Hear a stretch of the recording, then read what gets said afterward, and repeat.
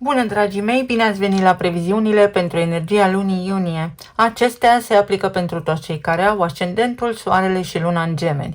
În prima parte voi vorbi despre tranzitele astrologice din această lună, iar apoi vedem ce ne spune energia prin cărțile de oracol, prin cele de tarot, dar și prin talismane. Este luna voastră și vă urez tuturor la mulți ani tuturor celor care își sărbătoresc ziua de naștere.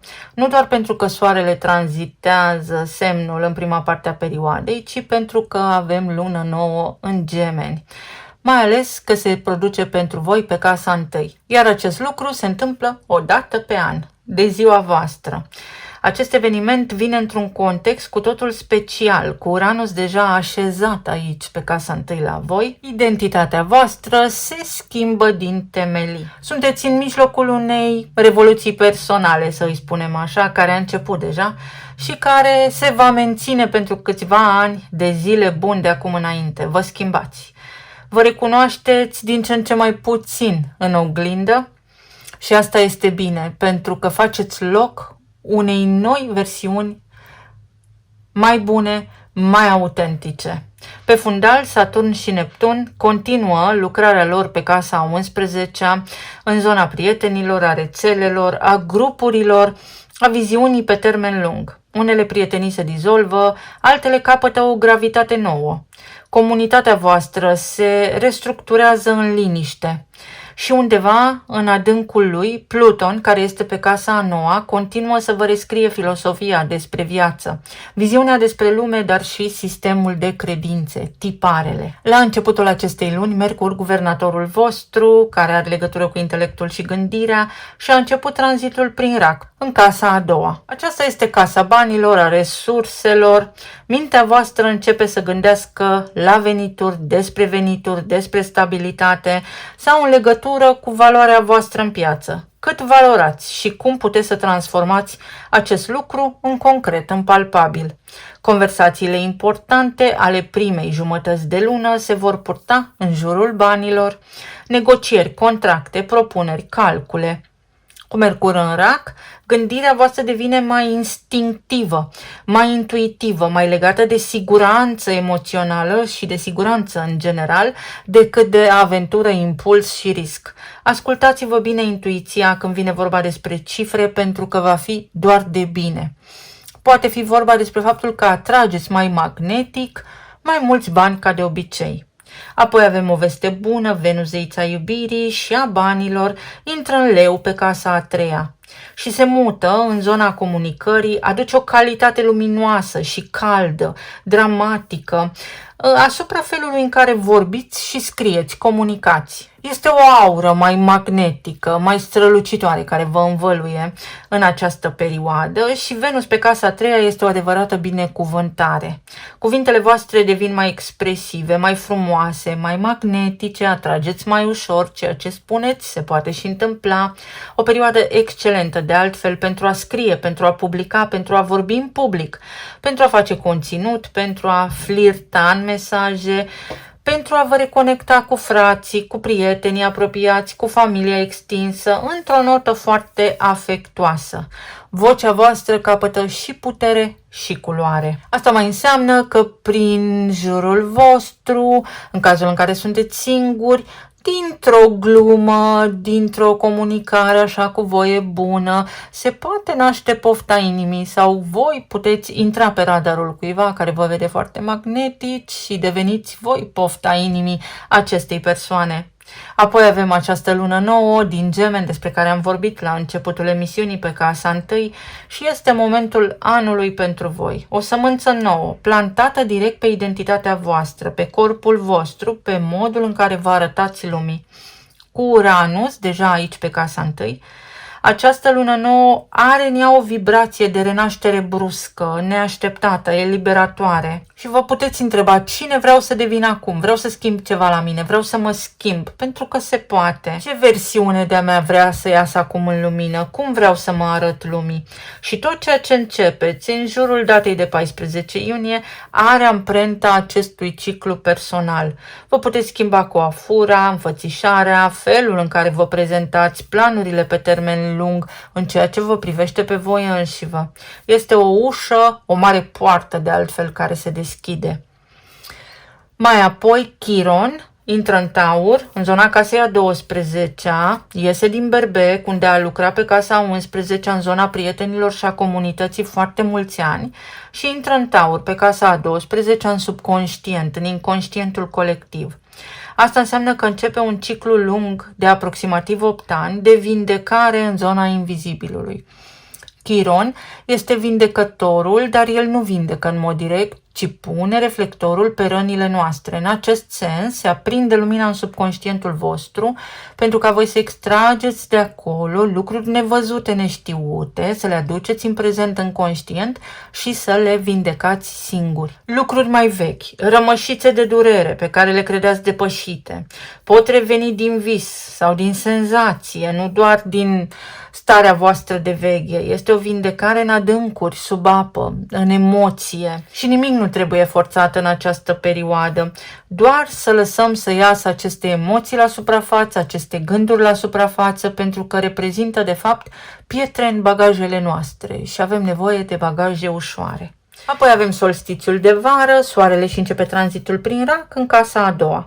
Vitalitatea voastră se mută de la identitate din casa întâi pe Gemeni către zona resurselor și solstițiul vă deschide o perioadă în care energia vrea să construiască ceva concret, ceva care vă aduce stabilitate, bani, ceva care vă confirmă valoarea în lumea materială. Poate fi vorba despre planuri pentru următoarele 6 luni sau poate fi vorba despre bani în plus, despre corpul vostru, să faceți mișcare sau despre noi modalități de a face bani, noi proiecte, un nou loc de muncă, un bonus. Toate acestea reprezintă valoare personală. Aici se mută focul, aici se mută norocul.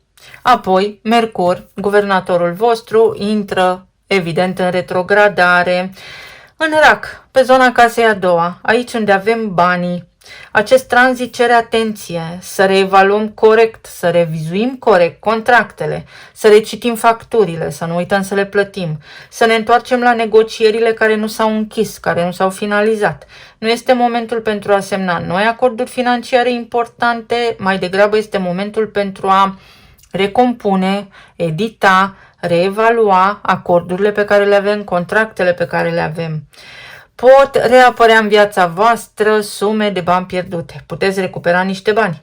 Datoriile pot fi renegociate, dobânzile pe la bănci și așa mai departe. Lucruri legate de bani pe care le credeați uitate cer revizuite. Poate aveți prea multe subscripții, plătiți în fiecare lună niște abonamente de care ați uitat. Deci mare atenție în acest sens pentru că este înspre binele vostru. Și apoi în ultima zi din această lună, Jupiter intră în Leu pe zona casei a treia. Ultima zi a lunii deschide unul dintre cele mai frumoase tranzite posibile pentru voi din acest an. Jupiter în Leu, pe zona casei a treia, reprezintă o binecuvântare directă pentru vocea ta, pentru scrisul tău, pentru comunicarea ta. Începe un an jupiterian în care cuvântul tău se poate amplifica, audiența ta poate crește, cărțile pe care vrei să le scrii pot prinde formă, canalele tale se pot expanda. Pentru voi, care trăiți prin cuvânt, acest tranzit este ca o gură de aer proaspăt, după luni de respirație sub apă. În concluzie, pentru voi această lună este una benefică, de renaștere, mai ales la nivel personal. Eu vă doresc tuturor să aveți o lună minunată, să vedem acum ce ne spune și oracolul. Curcubeul, numărul 6, echilibru, armonie, familie, posibilitatea să jonglați cu ale voastre cuvinte și speranță. După ce ați stat sub apă, ați fost obosiți, constrânși, restricționați, iată că Jupiter vă ajută acum să vă conectați cu mai mulți oameni. Este și o energie extrem de benefică să începeți să călătoriți mai mult, pe distanțe scurte, dar orice city break, orice călătorie vă ajută, vă încarcă energetic și să lăsați pur și simplu să plece din viața voastră acele lucruri pe care poate v-ați încăpățânat să le mențineți. Anumite lucruri există în potențial, să spunem așa, ideea că trebuie să dispară din viața voastră. Apar niște schimbări asupra cărora și dacă vă opuneți și dacă nu vă opuneți, cel mai probabil se vor întâmpla. Vi se arată negru pe alb unde este important să faceți niște schimbări. Iar aici avem bucurie, ca la berbec, dacă nu mă înșel, și nu cred că mă înșel. Poate aveți legătură cu un berbec sau poate este vorba despre inițiativă. Bucurie, mai multă bucurie. Sau o lună în care, dacă nu te lupți cu morile de vânt, nu acționezi împotriva curentului, câștigi. Poate fi și o lună de relaxare, o lună pentru concediu, pentru vacanță, o lună în care îți încarci bateriile. Să vedem pe zona de relații, plan material și emoțional, ce ne spune energia.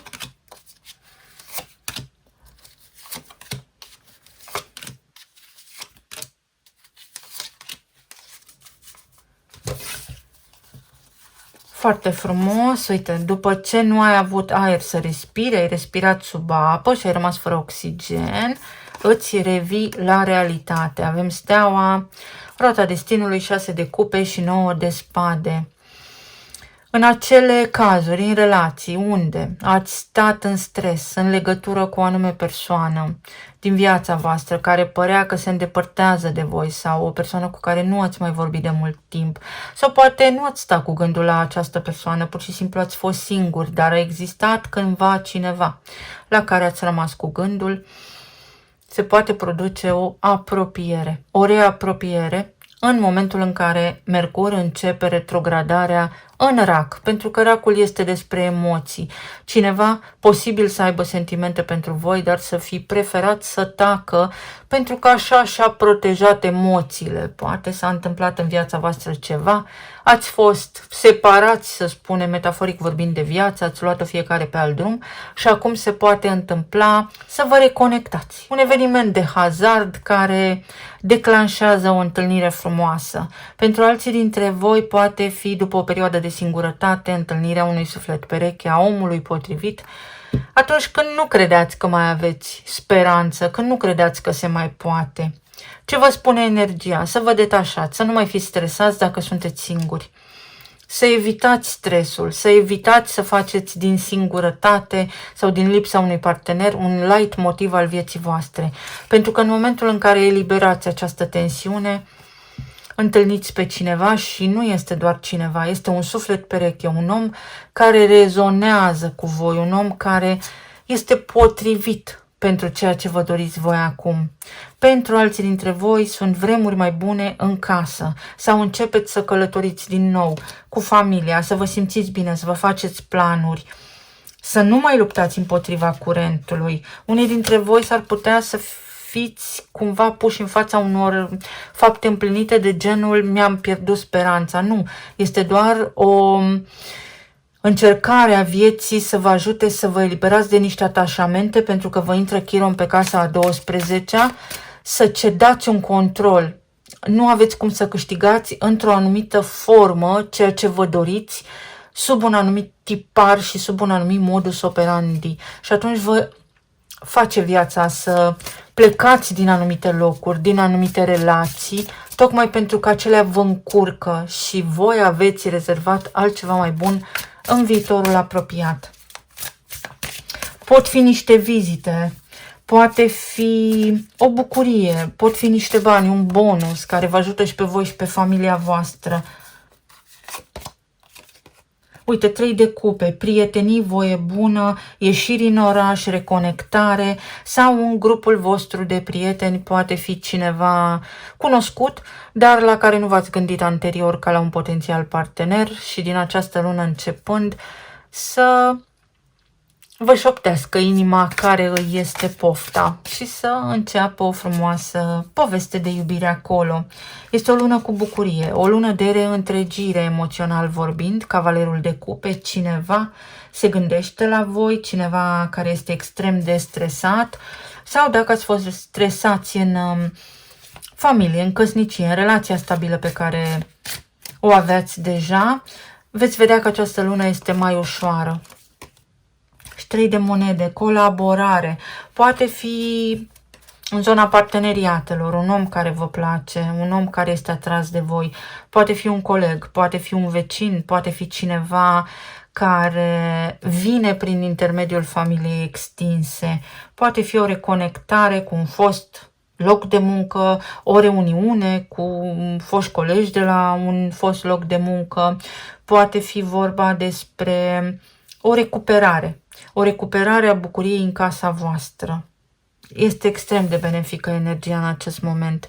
La nivel de plan financiar, v-ați cam zbătut în ultima perioadă, poate calculele nu au fost așa cum v-ați dorit voi, dar se încheie acea perioadă de zbatere.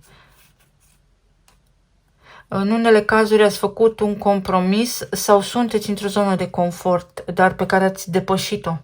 Ați depășit versiunea, ați depășit rolul, ați depășit profesia și energia vă sugerează să faceți ceva în plus, aveți tranzite prin casa a treia, iar asta înseamnă expansiune și mai înseamnă și faptul că această fereastră de expansiune este limitată, apoi se închide și să nu regretați. Pentru alții dintre voi poate fi nevoia de a deveni financiar independenți și așa mai departe. Atenție la acte, la contracte, la legislație, pentru că s-ar putea să omiteți din vedere anumite detalii. 8 de bâte, colaborări, contracte noi. Atenție, nu acceptați ceva doar de dragul de a accepta. Înalta preoteasă, lucrează Chiron în Taur pe casa a 12-a, asta înseamnă o frică de bani, o frică de sărăcie, să vedeți despre ce este vorba acolo, sau ideea că nu meritați, că nu sunteți suficient de buni, poate fi inclusiv un tipar comportamental preluat încă din pântecul mamei, nu neapărat de la mama, ci de la tot neamul, de la linia voastră transgenerațională, uite și pe mama, uite și ideea mamei, să vă eliberați de programul de sărăcie al neamului vostru care nu vă aparține și să începeți să atrageți magnetic oportunități care sunt ale voastre, sunt create de voi. Aici să eliberați, surrender, lăsați să plece ceea ce se întâmplă în jurul vostru. Unora dintre voi veți se teamă de succes, pentru că asta ar însemna ca cei din jurul vostru să zică, uite, se crede mai deștept, mai deșteaptă, sau uite, și-a luat lumea în cap. Să vorbească lumea fix ce vrea. Poate fi o mărire de salariu sau un bonus, ceva neașteptat. Se întâmplă în culise, iar altora dintre voi vi se pregătește ceva extraordinar de bun. La nivel financiar, la nivel profesional, în ceea ce privește casa voastră, familia voastră. Pe zona planului medical sau emoțional avem 3 de bâte, 3 de cupe și puterea. Aveți puterea să depășiți un impas, să depășiți nu neapărat un obstacol, o stare de sănătate, o stare de disconfort emoțional. Este o bucurie, așteptați să se întâmple ceva, însă în momentul în care intră Jupiter în Leu, abia acum se declanșează potențialul și va depinde de voi cât de mult mențineți starea de speranță și cât de mult lăsați viața să vă ofere ce are mai frumos de oferit. Nu încercați să controlați nimic, pentru că va fi în avantajul vostru. Moartea, o situație care se transformă de la agonie la extaz, de la tristețe la bucurie. Ceva se schimbă. Poate în unele cazuri nu mai rezonați cu anumiți prieteni și este în regulă. Eliberați cu bucurie oamenii aceștia sau plecați cu bucurie din aceste grupuri pentru că nu vă ajută. Atât a fost. Regina de cupe, poate fi vorba și despre faptul că în unele cazuri poate a existat o separare bruscă, un deces și oricât de multă suferință resimțiți încă, oricât de multă durere resimțiți încă. Energia din această lună vă spune, știu că îți este greu, dar ești suficient de puternic să mergi mai departe pentru că viața are încă multe lucruri bune să-ți ofere. Nu înseamnă că în sufletul tău nu poți iubi această persoană sau că această persoană nu trăiește încă prin tine. De asemenea, este vorba despre o bucurie, despre a intra în starea de recepție și despre a crede că meritați. În unele cazuri este o persoană care acum înțelege cât de mult vă iubește sau voi vă dați seama ce iubiți, ce vreți și un as de monede. O șansă reală la vindecare, o șansă reală la viață, o șansă reală într-unul dintre proiectele sau în legătură cu un proiect pe care îl aveți, la care vă gândiți. Dar este și o schimbare, să știți, de direcție în unele cazuri, o reconversie profesională. Uite, mama și copilul. Să credeți că meritați. Nu sunteți părinții voștri, nici neamul vostru. Aici este un măr al discordiei, niște certuri prin neamul vostru, prin strămoși, prin moși, în legătură cu niște bani, pământuri, cum se întâmpla atunci, o împărțire de avere sau mai știu eu cum făceau strămoșii noștri pe vremuri. V-a încurcat acum. Să nu credeți că meritați. Ori ați cedat și cedați inconștient, vă alocați mai puțin merit sau luați mai puțin decât meritați, ori este vorba despre faptul că vindecați această traumă, această frică de sărăcie și de acum înainte puteți fi înzecit mai prosperi decât ați fost până acum. Talismanele. Unii dintre voi puteți pleca într-o călătorie, un loc în care v-ați dorit de foarte mult timp să ajungeți, dar v-a fost parcă și frică să vă gândiți. Sunt nebun după tine. Uite, exact cum am spus, cineva acum înțelege cât de puternic simte pentru voi. Poate fi un semn de apă sau poate pur și simplu să fie și o persoană nouă în viața voastră, o persoană pe care să o cunoașteți într-o călătorie sau într-un moment în care sunteți în oraș, sunteți într-o etapă de relaxare. Atenție, atenție la gânduri negative și la bârfe, la discuții pe care nu ar trebui să le purtați cu anumiți oameni. Se încheie ceva și ai o șansă, un nou loc de muncă, poate ai voștri copii, termină un anumit capitol important din viața voastră. Toamna este o lună decisivă pentru voi. Aveți puțin timp la dispoziție să vă adunați gândurile. Cu încredere înainte. Tonul face muzica. Pentru alții dintre voi s-ar putea să fie ceva cu dedicație, ceva special pentru voi, niște acte, un plic. Voi sunteți destinatarul. Primiți ceva. Uite, împărăteasa. Vă relaxați. Ori vă relaxați pentru că acum știți, devine ceva real, concret, palpabil, primiți o confirmare, ori la nivel financiar ceva merge bine, ori aveți bani să faceți niște lucruri pe care vi le-ați dorit și vă aduc extrem de multă liniște. Atenție la escapism și la visare. Vedeți că voi sunteți aici și o parte dintre voi pe un nor de puf, visați cu ochii deschiși, iar energia vă spune nu așa, ancorează-te, pentru că dacă ce este al tău este pus deoparte, dar trebuie să-ți folosești discernământul, filtrul personal și să acționezi în conformitate cu ceea ce îți dorești. Speranța creează mai multă speranță, nu manifestare. Pentru alții dintre voi, Marte în Taur, Venus în Rac, este o energie de acumulare, de creștere. Poate fi ideea că pasiunea cuiva crește pentru voi acum, sentimentele cuiva în acest moment cresc pentru voi sau la nivel financiar sunteți într-o etapă de creștere, de acumulare. Orice ar însemna asta pentru voi, niște vizite, niște evenimente la care mergeți, atenție la indulgență, atenție în unele cazuri pentru unii dintre voi la ficat, la rezistența la insulină, o pasăre a Phoenix, vedeți, trebuie să lăsați ceva, niște obiceiuri trebuie lăsate în urmă. Dacă sunteți somnolenți, atenție la indicele glicemic. Și o schimbare mare, majoră, curaj.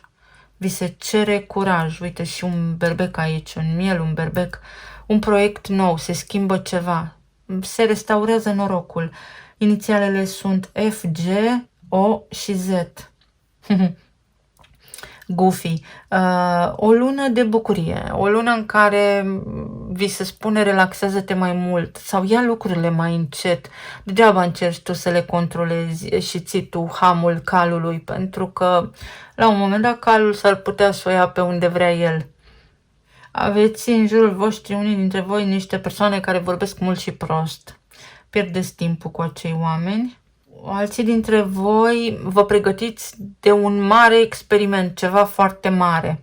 Însă atenție că trebuie să vă pregătiți, să fiți, să spunem, acoperiți pe lângă intenție de niște dovezi, în sensul că ați studiat, ați verificat, să fie totul documentat. Vrăjitorul din Oz. o elevare, o creștere, o ieșire din spirală, o schimbare.